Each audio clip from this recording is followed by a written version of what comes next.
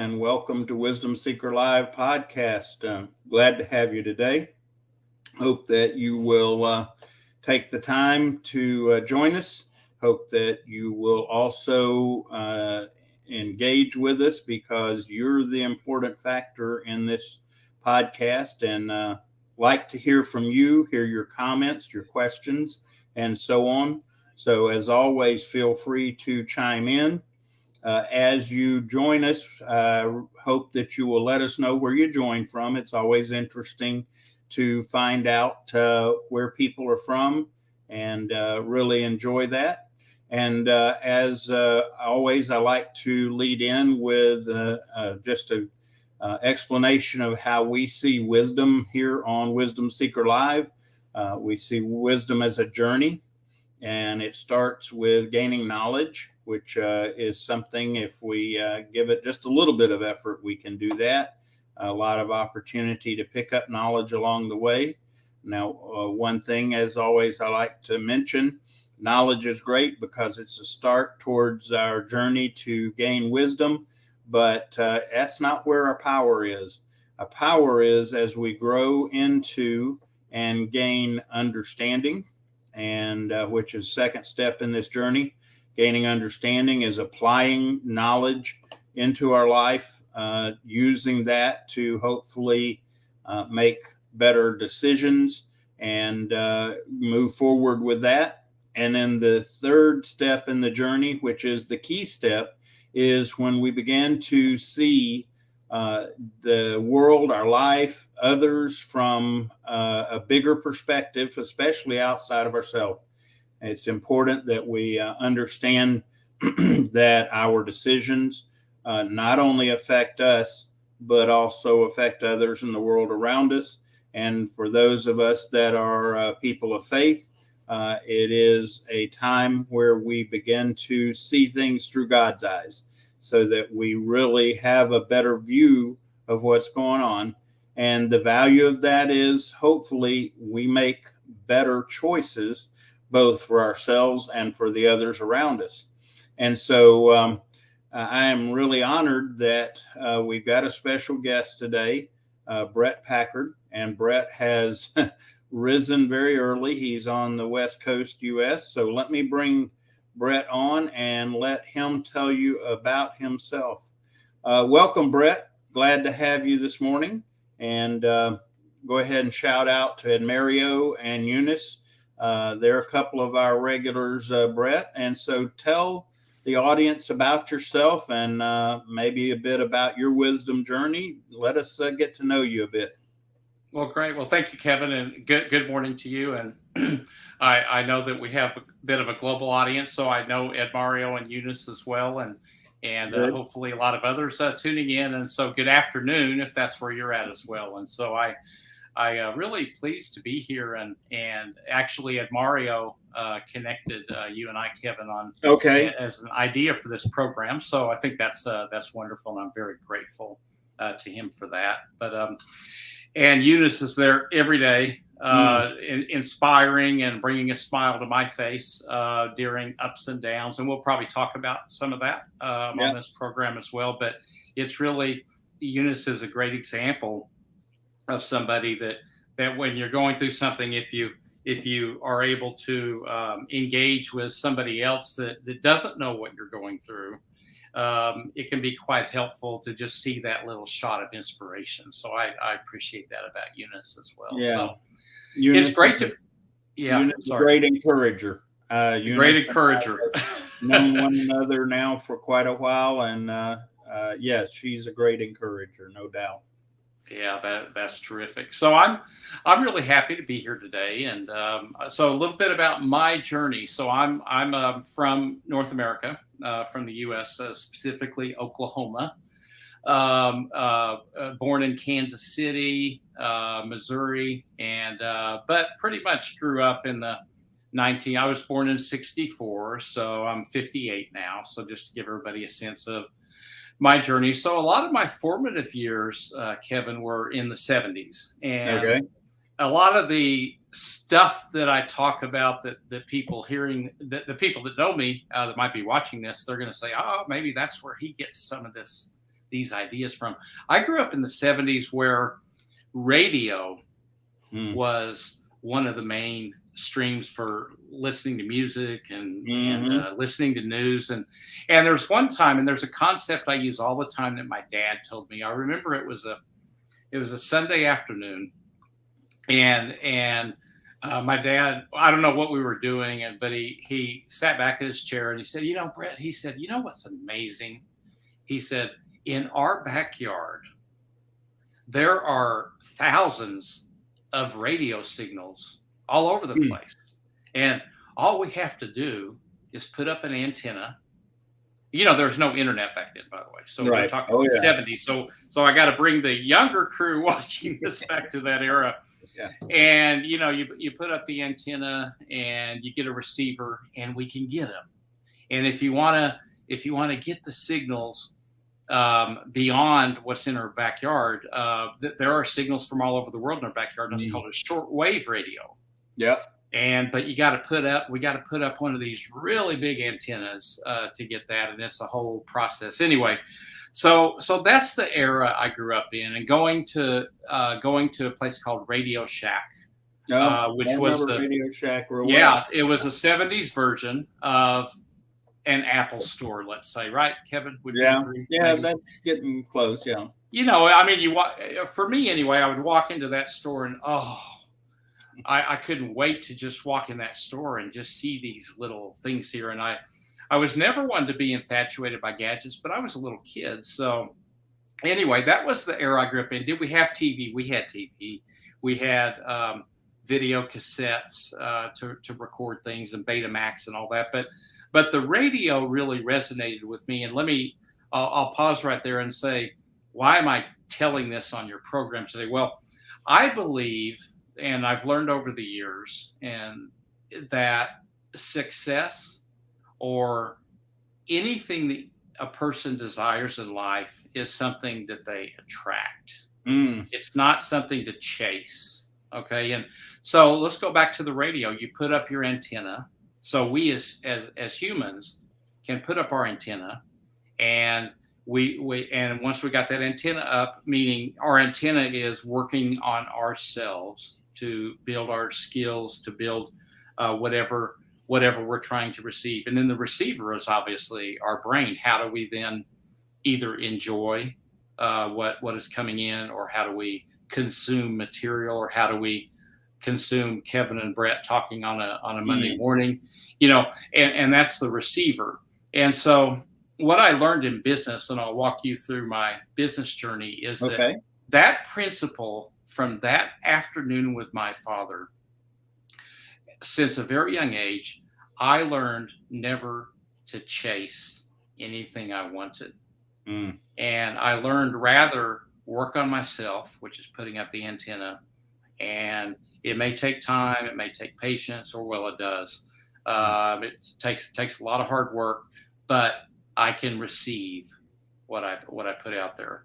And I am a person of faith. Okay, so that is obviously, I'm grounded in that. So there's no receiver without that, getting back to the radio analogy. So that's the era that I grew up in, and that principle has served me quite well. So I grew up in Southeast Oklahoma.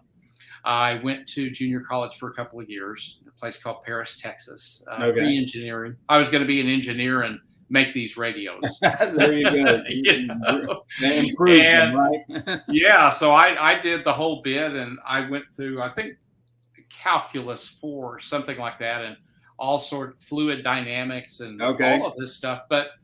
And then after 2 years, I then went to the big university, and I'd never lived away from home. So getting into the next big thing in my life that will set up the rest of our conversation, I went to, so I enrolled at Oklahoma State University, which is a fairly big university, Stillwater, Oklahoma. And I was ready to just get up there and get my engineering degree and get out there and make radios or whatever. So I get up there and packed up the little tiny car, drove up, got a speeding ticket on the way up there, and This is 1980, probably 85 or something like that. So I get up there, and 1984 actually. So I get up there, and make a long story short, moved into the dormitory room on campus, and 10 days later, Kevin, I dropped out. And Okay. let me tell you why I dropped out. So, and I'm going to tell you why. I'll tell you the real reason why I dropped out, which I know now, but at the time, these are my reasons for dropping out. And it's important that the listeners hear this point. The color of the dorm room walls was the wrong color. The food was awful. The professors parted their hair on the wrong side. Oh my. They didn't talk properly. So to sum it up, everything was wrong with everybody else and not me. And now fast forward to the wisdom that I learned from that experience, which inspired me up through this day. And that wisdom is actually, I got out. I was like a fish out of water because I'd never lived outside of my home. And sure, I was a young adult, but I guess I was too young and too green, no experience. And I just couldn't handle living outside of the house I grew up in. It was just an awful feeling. So I quit after 10 days, went back home, and that gave me time to think. And, my dreams are shattered, and again, I'm a young person. So fortunately, this happened when I was so young. So I started reading some books, not knowing what in the world I'm going to do. And I ran across just some reading material that talked about adversity, which is what I had just been through. And it was, to me at that age, it was devastating. Of course. So I went through and I ran across something called an adversity quotient. We all hear about IQ, EQ. Everybody knows about that. AQ. So I'm hoping to give something to your viewers today that they can apply right when they finish this program. And this is what that's going to be. And then I'm going to give you some real world examples around the world on how this works. So anyway, the reading taught me there's three things to drive up a high adversity quotient, or AQ. Number one, don't blame others, which is what I was doing. That led to, the dropout, right, Kevin? Right. I get it. Number two, don't blame yourself. Now, I wasn't blaming myself, but if back to present day, a lot of people blame themselves if it rains outside or if something goes wrong in the future. And so number two, don't blame yourself. Don't blame others. Don't blame yourself. Number three, understand that whatever you're going through is not of cosmic importance. Okay. One, it may not be part of God's plan. We don't know. Okay. We will learn more about God's plan as time goes by, but whatever situation anybody's going through, health issue, mental issue, it is limited in scope and duration, and it can be dealt with. And so those three things I learned at a very young age, right? Halfway through university, that, okay, you know what? Now I know why I dropped out of school. Now I know all of this stuff. So I then changed my major, no longer wanted to be. I started to find myself a little bit and decided I'm going to go after economics, banking, finance, business degree. So I enrolled at a smaller university, Southeast Oklahoma State. I went to school with Dennis Rodman. Oh my. Okay. Yeah. So Dennis Rodman, for those of you outside the United States, was he's the guy that goes over and meets with Kim Jong-un and watches basketball over in North Korea. But he went to the same university as I did, and we won't talk too much more about that. But he's really a great person, and beneath the tattoos and the colored hair, and I was going to say he's a really colorful individual. He's a colorful individual. At the time, he was not. He was just an everyday person like me, very calm, and it was wonderful. But anyway, I go to school and get my degree.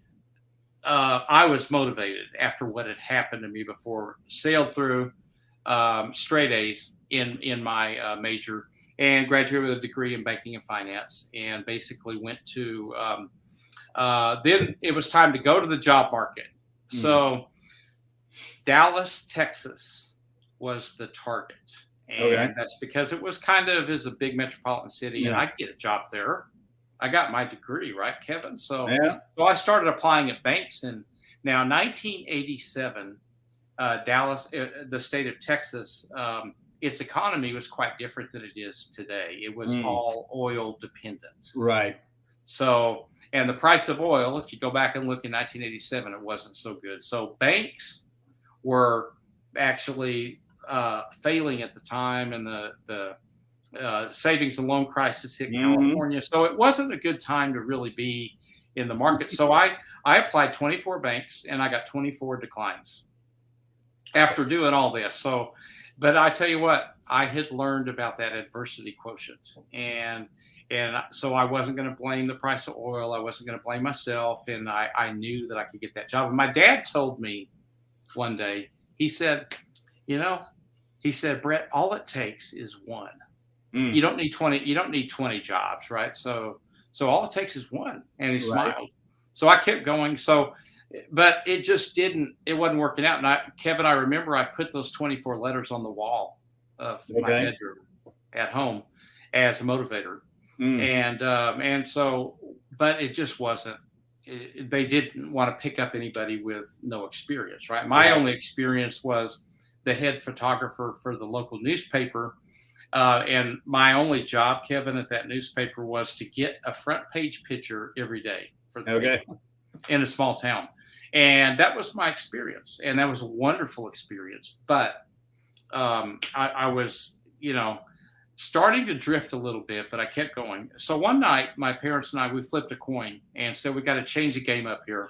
Heads, East Coast, tails, West Coast. So it was tails. So on the way to LA to just go start applying for jobs, we stopped in Las Vegas. And we drove by this big Citibank building. And I said, wow, that's a cool place. Why don't we go there tomorrow and I'll apply there? My mother and I had driven out to Las Vegas she was with me to help support me on this part of the journey. So went in and applied. And for some reason, this person liked my attitude. Okay. And she said, I want to introduce you to somebody. Can you come in for an interview tomorrow? Anyway, to make a long story short, I was hired by Citi, was with that company 19 years. And I started out as a bank cashier, a bank teller. And basically worked my way up, went through a management training program. So I worked in Las Vegas for 5 years.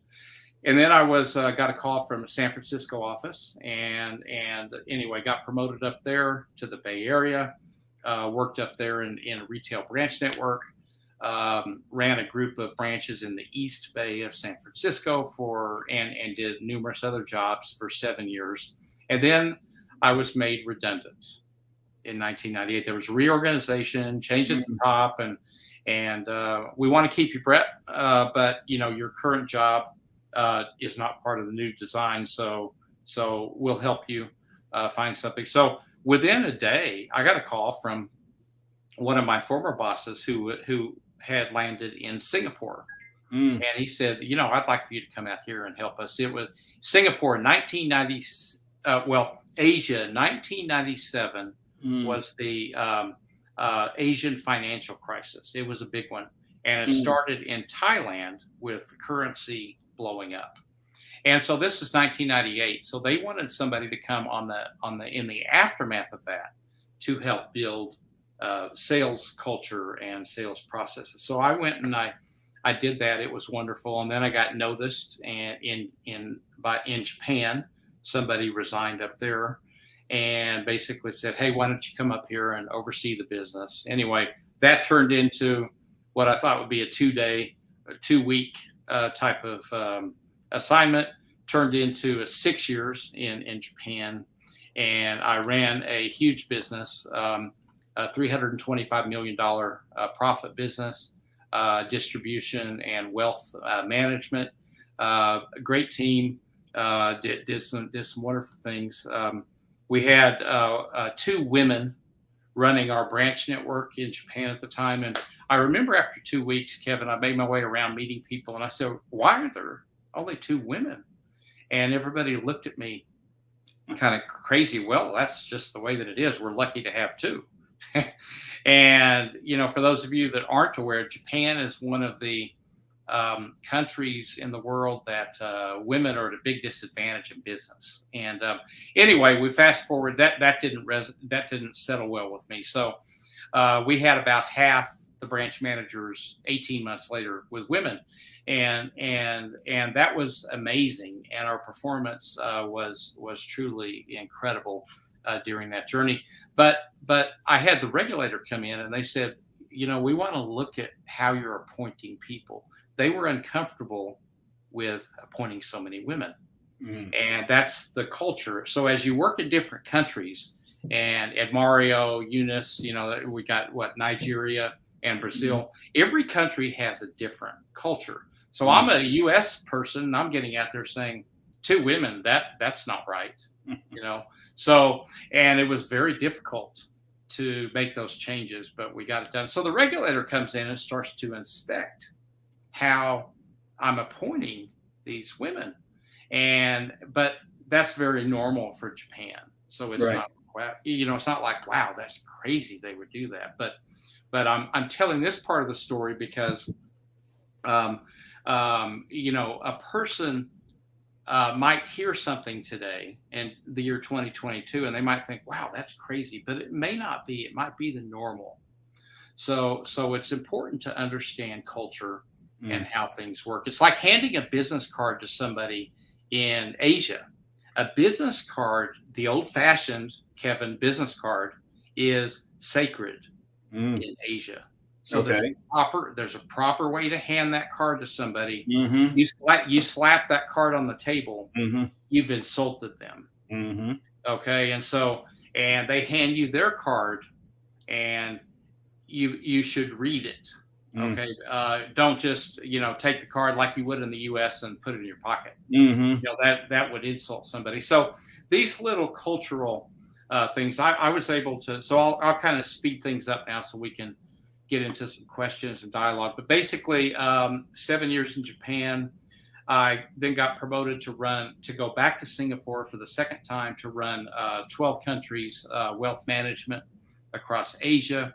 So I lived in airplanes, hotels, flew up and down from Australia all the way up to South Korea. And so did that. And then I got a call to go to London from a different company where I had an opportunity to lead up to 2,000 people from one of my former bosses. So another thing I want the viewers, if we have some younger people on here that are looking to manage their career, that I'd like people to take away from this would be that if you can have a situation in business, in corporate life, where you never have to apply for a job, then you've done well. Because I was able to my entire life. I just had people call me for jobs. I didn't have to go looking for a job. So I worked hard. I delivered. I had the right attitude, and they knew this. So that when they needed somebody to do something, in a minute I'll talk about why I got called to go to the Middle East, is that we're going to call Bret because he's the one to get this done. So I moved to London, 2,000 people oversight, and which is why I took the position. Went there, and I learned a few months into the job, Kevin, that I was struggling. I wasn't resonating with people. They weren't, all the things I had done for 19 years with Citi, they weren't working in the UK. But I had 2 decades under my belt. So I knew it wasn't the culture. I knew it wasn't the Brits or the Scots. I knew it was me, but I'm not going to blame myself. So I was very fortunate to have a great boss that hired me, that wanted my success. And he worked with me on building leadership and understanding culture. And it was an amazing. So for maybe 9 months, he kind of gave me the tools required to get my act in order. And, the other thing I'd like for your audience to take away is that leadership management culture is a lot like a smartphone. Okay, so we'll go forward to modern times. you've got a beautiful piece of hardware. Mm. We know how we feel when we get that new phone, right, Kevin? We can't wait to get the box open and turn it on. But if we turn it on and attempt to make a phone call, and we don't have a SIM card in it or a computer chip, it's not going to work. Right. No matter how hard and how frustrated we get. So management leadership is a lot like the hardware of the phone. Mm. And the culture, what makes it operate is inside. Okay. It's very much like I believe that faith, it's on my inside, right? So anything material in the world is irrelevant to me. It's really the internal part. And when I meet somebody new, I look at their heart. I don't look at their exterior. How do they appear? And I've always been that way. And I know that that's what God wants me to do. And so when I meet somebody, I do things to look into their heart and attempt to resonate that way. And it's not immediate. It takes a lot of time and engagement and connecting with people. So, and it works in business as well as it does in life. So anyway, I go to the UK, 3 years there. Great journey. And then I get a call. There's a problem in the Middle East, and we moved to Dubai. And we basically lived in Dubai for 3 years. But one day my boss was on the golf course and he called me and said, Bret, we got a problem in Zambia. I want you to get on an airplane, go down there, and we need to figure out what's going on. So anyway, make a long story short, I wound up living in a hotel in Zambia for a year. One of the best experiences. Zambia is Southern Africa, for those not familiar with that part of the world. And so I did that.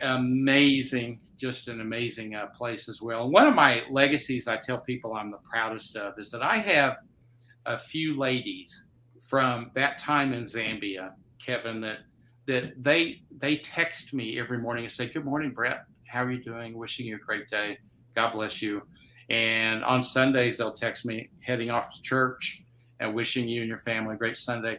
These are people that were cashiers at the time. And I was the CEO and I was running Barclays Bank Zambia, the largest bank in the country. And it was a big bank. And these are cashiers, okay, down at the customer level. Okay. And they text me I haven't been to the country in 10 years. And they still remember how I made them feel. And to me, that's really what leadership is all about. I don't pull out the Harvard book and look at the definition of leadership. You want to know what leadership is, Kevin? It's how you make others feel and how you enable them to be the best they can be, period. End of story.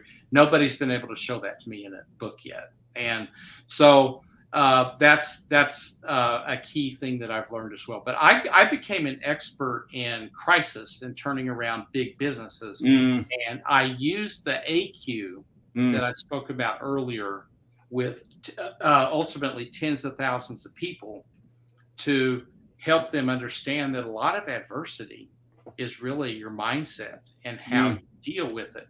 And by strengthening your adversity quotient, these basic things, it can guide you through it. So I was in the UK during the global financial crisis, and I was in Japan during 9/11. These are the three big business crises that I've led people through.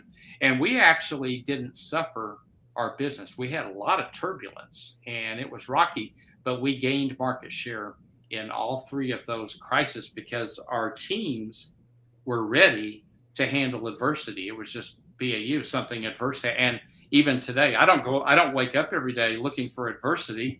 Nobody wants that, right? But we're going to get it. We're going to get it in our life. So it's really, how do you respond to that adversity? And then the pandemic hit, and I was not in corporate life at the time, but it's another example of a lot of adversity. It's unfortunate, but it's something that we have to deal with. But the AQ can help people lead teams, and in your personal life, it can help you deal with the pandemic. Don't blame the origin of the pandemic. Don't blame yourself for if you caught COVID. Don't blame yourself for that. Don't blame the doctors. Just understand the AQ. Don't play the blame game, and understand we can get through this. Okay, we can get through it together if need be. So after Zambia, then I was promoted to manage the CEOs of 6 countries were under my authority, and we had Zambia, Botswana, beautiful country, the country where a lot of diamonds come from. Okay.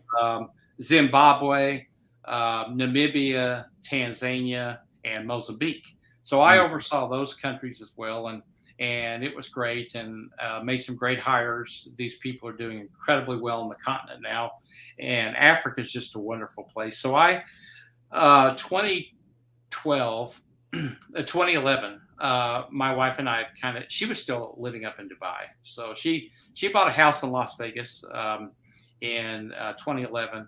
And to make a long story short, we stepped away from corporate life and basically said, we're going to go back and enjoy the house. This living in hotel. I was commuting from Zambia to Dubai every week or two to see my wife, and it's an overnight flight, and it's not easy to get from Zambia directly to Dubai. You got to go through other airports, and that's a challenge Africa has of connecting the continent. It looks like it's to be easy to travel everywhere, but it's actually not. Okay. You're dependent on hubs. And but anyway, we had decided, what, we've been doing this, we're going to step away. So we stepped away, we went back, moved into the house in Las Vegas, and we're kind of enjoying life. And boom, one day I got another call from one of my ex-bosses, and she wanted me to come back to Singapore. So we moved back to Singapore for the third time, and I ran Asia for an Australian bank. And Asia Wealth for an Australian bank, did that for 3.5 years, and another change at the company. And my wife's parents at the time were starting to fall ill. So she had left Singapore a year, the last year into my assignment there. And then when this change happened in the company, we had a discussion, and I had an opportunity to go down to Australia to look for jobs. They didn't have a job, but to look for potential jobs because they wanted to keep me. So basically, my wife and I talked, and I decided to go back and help her caretake for her parents. So we did that for 6 years. And for those of you that have caretaken for a parent, God bless you. And for those of you that haven't, please meet somebody that has done that and that's really truly caretaken for somebody that is ill, because it's an amazing experience, and I wouldn't trade the last 6 years for anything. And so anyway, that's me. That's an abbreviated resume of what I've kind of done in business, and a little bit of the origins of my life journey. And so with that, I'll take my final sip of coffee. And Kevin, if you have questions or anything, let's do it. Great. Well, let me give some shout outs. I always like to recognize our participants. Welcome, Atif and Sharon. Glad to have y'all with us today. And Dr. Jesmine and Zaid and Rick. These are all regulars on the podcast. And so glad to have everyone here today. And I know you, in sharing a bit, you have answered some of the questions that are out there. And one of the things that attracted me to you was the concept of an adversity quotient, because I think that is such a critical component, because at the end of the day, especially in our U.S. culture, but I think it's spread globally, that we spend an awful lot of time resisting adversity, and we lose a lot of energy. We lose a lot of potential, and we become drained, and therefore dealing with the adversity becomes a greater challenge. And I think that is such an important part that we need to gain as a culture, not just U.S., but all over. And, one of the pieces of wisdom that I've gained, and I gain an awful lot of wisdom from the Bible.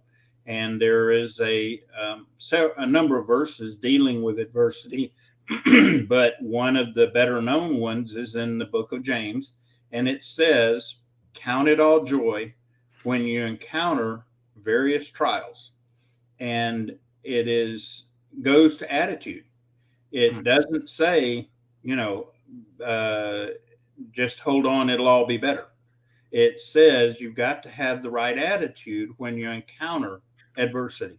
And that is such a key thing, because that will determine the likelihood of us dealing effectively with that adversity.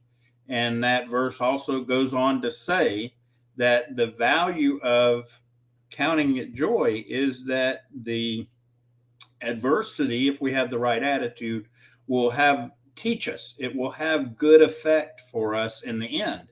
It may not feel good while we're in the midst of it, but in the end, it teaches us. So rather than it being an enemy, it is a teacher for us if we approach it with the right attitude. And that attitude can determine our well-being in the process, because so many people get into adversity and spend so much time and energy resisting it, trying to avoid it, whatever. And in the end, they just end up exhausted and miss the opportunity to learn and grow.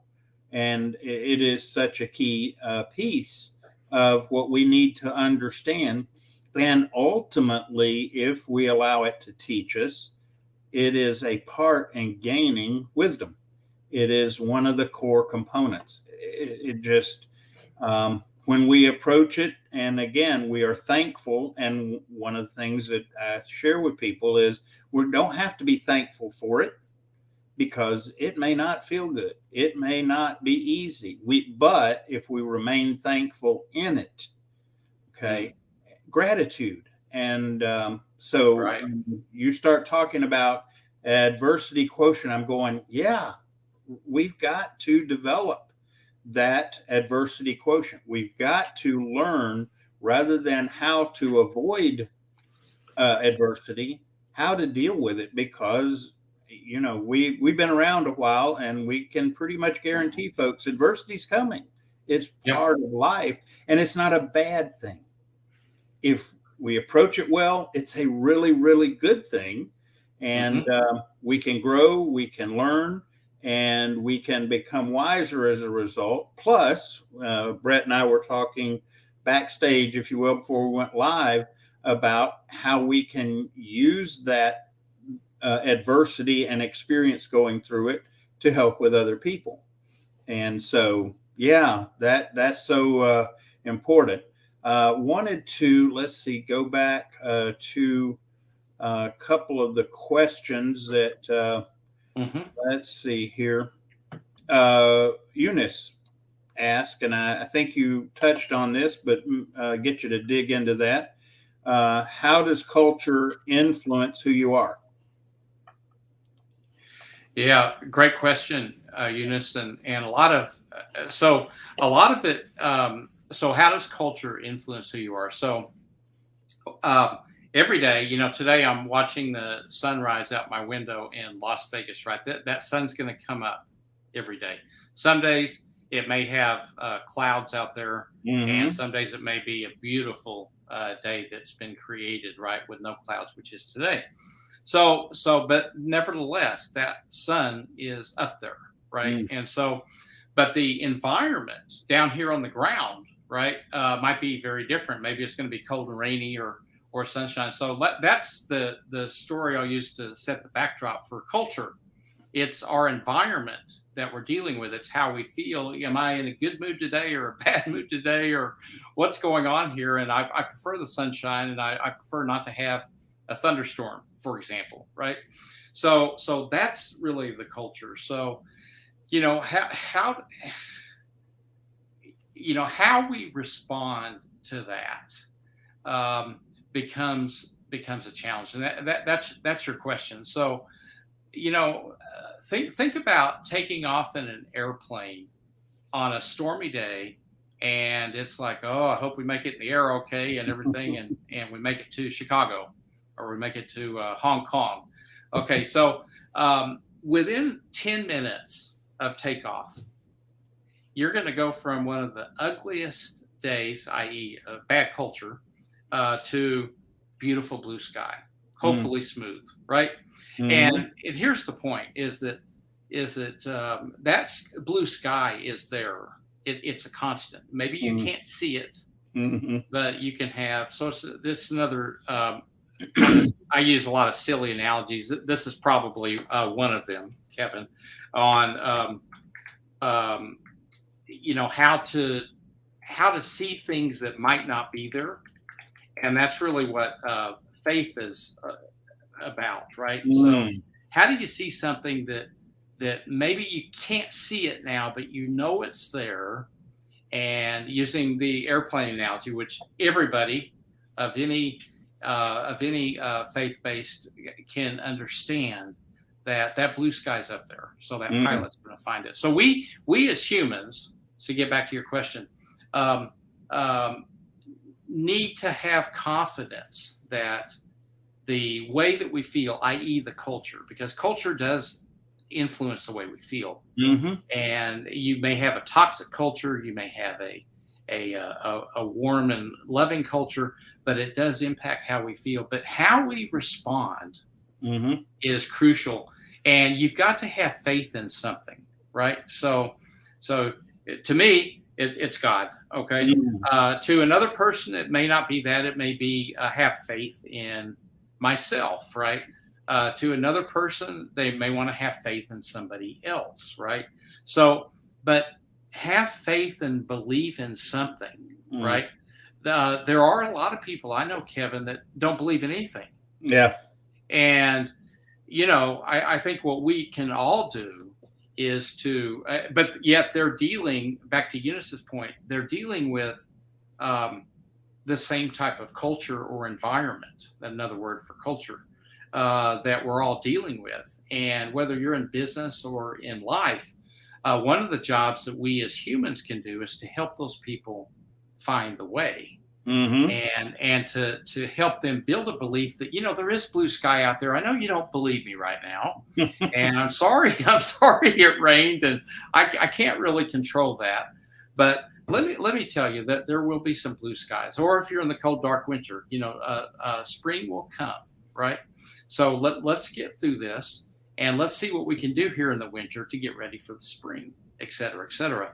And so I think a lot of it is mindset. I don't know if I really answered the question, Kevin. Feel free to add on. But that's kind of how I would. A lot of it's mindset and attitude, and how we can help others if they don't see a better way forward. Yeah. Well, what I think of is a quote by Chuck Swindoll. He said, "Life is 10% what happens to us, 90% of how we respond." And that's the key component, is that life comes at us and we control very little of it. And I know there are people that would disagree with that, but after several decades of riding this planet, I've come to figure out how little I do control of it. And but the one thing that I can control is my attitude and my choices. And so being able to focus in on that is such a key piece. And that's part of the reason that I encourage people to really seek out wisdom. Okay. We can all get wisdom by just being present, that, unless we are just completely out of it. But if we really want to grow, and we really want to become more of who we can be, who we are designed to be, it makes me think of your analogy of the radio. Radio sitting there with all the parts and the antenna, everything can be great, but until we turn it on, and until we're willing to adjust the dial, again, going back a day or two, didn't even have the digital screens on them. You had to turn a little knob. But unless we're willing to turn those knobs in our life, we lose the opportunity to receive a lot of insight and growth. And it's when we start receiving those things and seeing things outside of just what involves us, that we begin to grow and that we can help people through adversity and be there to support them in that. And so, and those of us that have gained wisdom, hopefully, are also willing to, again, to track with your radio analogy, we put out our signals out because radios can go two ways. You know, the old music radio, AM, FM, and everything was a receiver. But the ham radio, which goes broad and wide, has a receiver and an output. And the key is, as we become more like that ham radio and we receive and then put back out, we have a chance of affecting others and they in turn affecting us. And it just is such a critical piece. Ed Mario asked the question. Let's see, here we go. He's asking, how do companies face all that's going on in our world?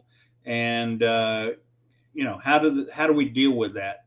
That's an area of leadership that becomes critical. So thoughts on that one? Yeah, I mean, I get back to actually some of Kevin's wisdom that you kindly shared a few minutes ago. It's a great question, Ed Mario, and a lot of it comes down to attitude. We as individuals don't control governments and don't control these horrendous things like wars, right? Ed Mario knows how I feel about wars. Nobody wins. It's a pity, but it's there. Okay, so the question becomes, what can we do as non-government people, right? To handle it that way. And I think one is understanding what's really going on. And what I mean by that is that there's a lot of propaganda out there. If you're sitting in Russia right now, you're hearing 24/7 propaganda that Russia's been invaded, essentially, and that Russia's under threat, etc. But then you tune to the BBC in London, and then you hear that, well, Russia has invaded the Ukraine. So a lot of it comes down to, and I'll give another tip that people can use right when this program's done, about reading the news, because it is important to understand what you're dealing with, and then whether you know the truth or not, it's really what you believe that matters. And I'll tell you how I consume news today. I read 5 global newspapers a day, none of which are in the U.S., I'm proud to say. And these are all places that I've lived along the journey that I mentioned earlier. And basically what I do, Kevin, when I consume a piece of news, I consume it, and then I say to myself, this is on everything. I say to myself, what did they not write about? What did they not report? Could there be more to that? And I may not have the answer, but I have a right to say, what did they not report? Okay, so I might then do further research on a particular topic or something like that. So basically, and the same applies to people as consuming news. You have people you don't know, and you just met somebody, and we're talking about it, and you're trying to determine, I wonder if I can trust this person. Well, how do you know after one meeting you just met the person if you could trust them or not? So over time, what you can do is you can hear what they say and hear what they don't say.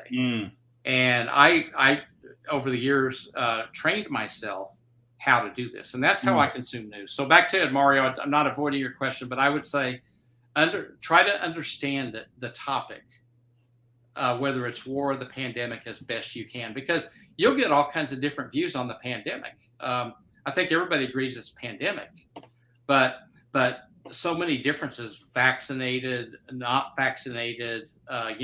Ed Mario, you write a lot about this stuff, right? And stuff that the world in Brazil is doing to fight it. But these are things, back to what Kevin said, that we don't control. So a lot of it is form your own opinion about topics.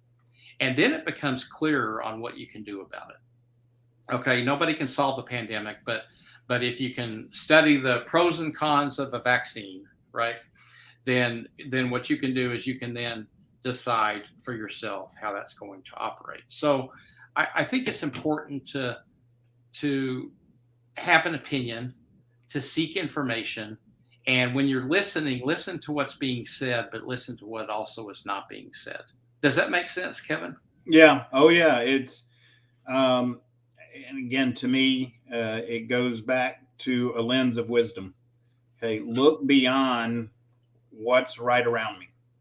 Okay, see beyond what it affects me, and that includes having a lens or filter that we use. And this is a part of another principle of renewing our mind. And the principle of renewing our mind is to find information that we know is reliable. And also, we are built with the ability to use logic. And as long as we're open to using that logic and using some of the lenses that are available to us that we know are reliable, then we can see other things in a different view. And we have to be careful not to confuse key principles and values with traditions, because a lot of times we get caught up in, well, that's the way it's always been. Well, that doesn't mean that it's always right. And and so one of the challenges when I started this podcast, and I think more and more I'm realizing the necessity of this practice, and that is spending time disconnecting. Whatever those distractions are, the things that are pulling at us, disconnect from it. It may be for a minute, may be for a day, whatever, but disconnect and observe. We get so caught up in our day-to-day activity that we lose sight of things. I know that one day I was driving down the road, a path that I've taken many, many times, and I got home and my wife asked me, well, did they, it was about some of the plants and things that the city maintained, and they asked, had they done anything about the grass in that area? It was kind of getting unruly. And she asked me, and I go, wow, I don't know. I drove by it. I should, but I realized that the value of observing, okay? And that's both inwardly for ourselves, but outwardly at the world around us. In fact, I think sometimes we get too caught up in what's going on everywhere else. We lose sight of what's right around us. That includes not only our community, but our family and our friends. And taking that time to disconnect and observe puts us in a spot to take one more step, and that is to figure out the wisdom that we can gain from what we observe. And when we do that on a regular basis, it helps us to have a different mindset. It helps us to not get caught up in day-to-day, this is the way we do it kind of thing. And it also helps us to learn how to respond rather than react. We have too many people too often that are reacting, and it causes a lot of conflict. I agree. Yeah, Kevin, could I offer up three things? Sure. That everybody could do today. Okay, you can remember the radio analogy and all that, but these are things you can do right now in May of 2022, right? To sum up what you just talked about and what we've mentioned through this as well. And this is life advice, right? This is not corporate big bank advice. So number one, to Kevin's point, when you get done with this, go for a little walk when you can. Maybe after the program, go for a little walk. And what I want you to do on that walk is I want you to feel your feet on the ground. Okay. When was the last time that you actually felt your feet on the ground? You got those, maybe you have some Michael Jordan sneakers. Maybe you have some sandals, right? Maybe you have some bare feet. Just go for a walk and feel the feet. It's amazing what this idea does for me when I need to get present. And Kevin, you just suggested the importance of being present. if your phone rings, for example, let it ring. Mm-hmm. Why you have to answer it? Because a lot of times we let the phone ring and we drop everything and we're reacting, not responding. So feel your feet on the ground. That's number one when you go for a walk. Every time you go for a walk, feel those feet on the ground. Mm-hmm. Okay, and you'll start to notice a lot more beautiful things in life. Okay, that's number one. Number two, compliment 3 people every day. Now you've all heard these ideas as well, and compliment them for anything. Be genuine, but find 3 different people just to compliment for something that they've done, not that you've done. Right. Okay, so find something. And if you say, well, Bret, I don't know what they've done, well, talk to them, right? It's amazing how liberating this makes you feel. And when you practice this every day, I do this every day, and I've done it for years. It's amazing what it starts to do to you inside.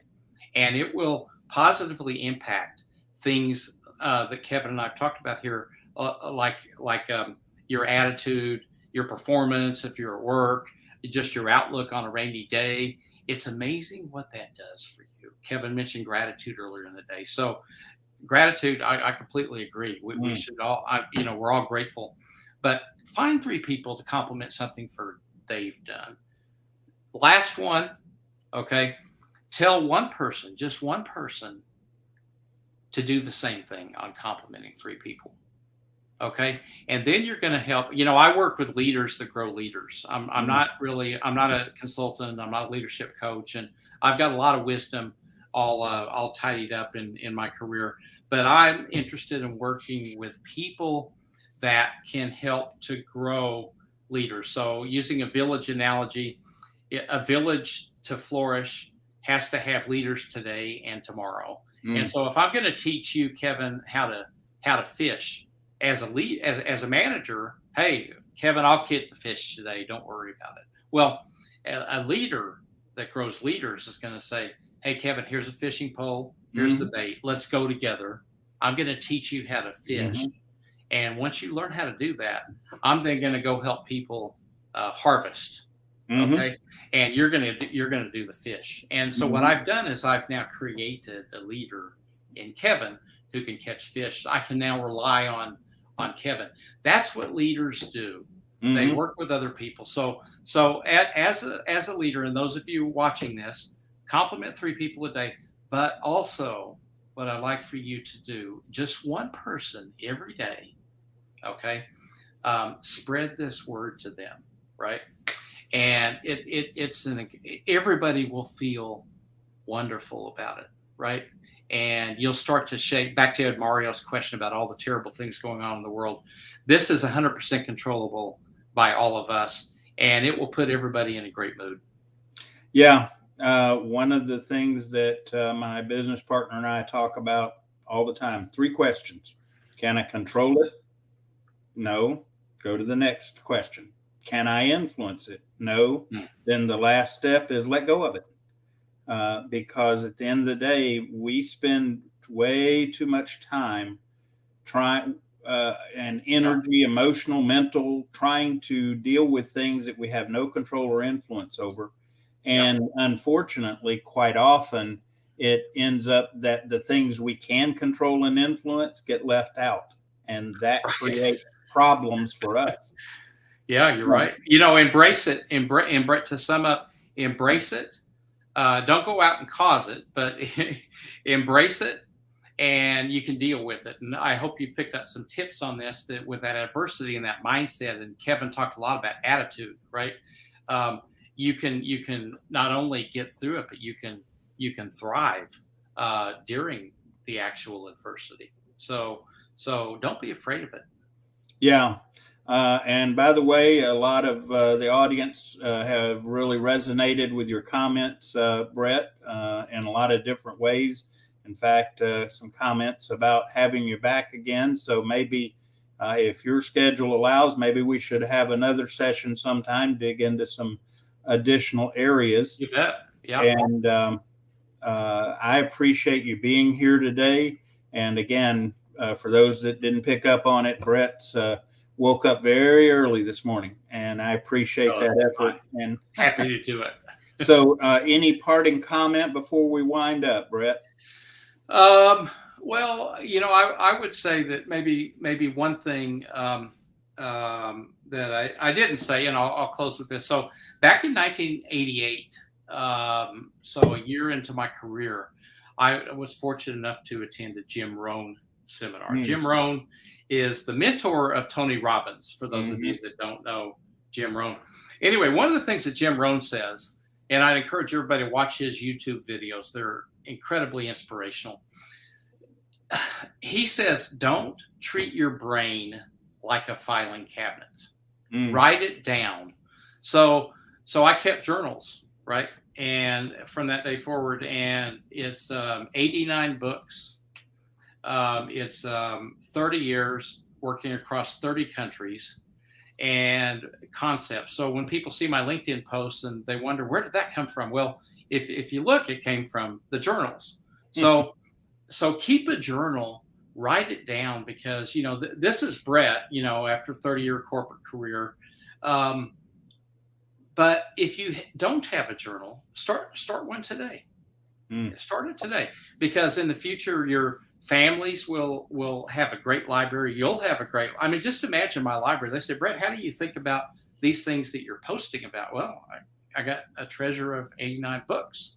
So I got enough content to last lifetimes, right? And it's an amazing library. So keep a journal. If you hear a key concept from Kevin and I on the program, and later today, everybody will be doing something different, just jot it down at the end of the day, just a sentence or two on what you really learned from it, and then close the book, and then move forward, right? Do that, and you'll also find that discipline will become invaluable to you down the road. I'll close with that. I appreciate that. Well, everyone, thank you for being here today. Bret, again, thank you. And look forward to seeing everyone next Monday. And I'll definitely see if I can persuade Bret to come back another time down the road. Absolutely will. Yep. So thank you, everyone. And God bless. Have an amazing week. And we'll see you next Monday on Wisdom Seeker Live podcast. Take care, everyone. Goodbye.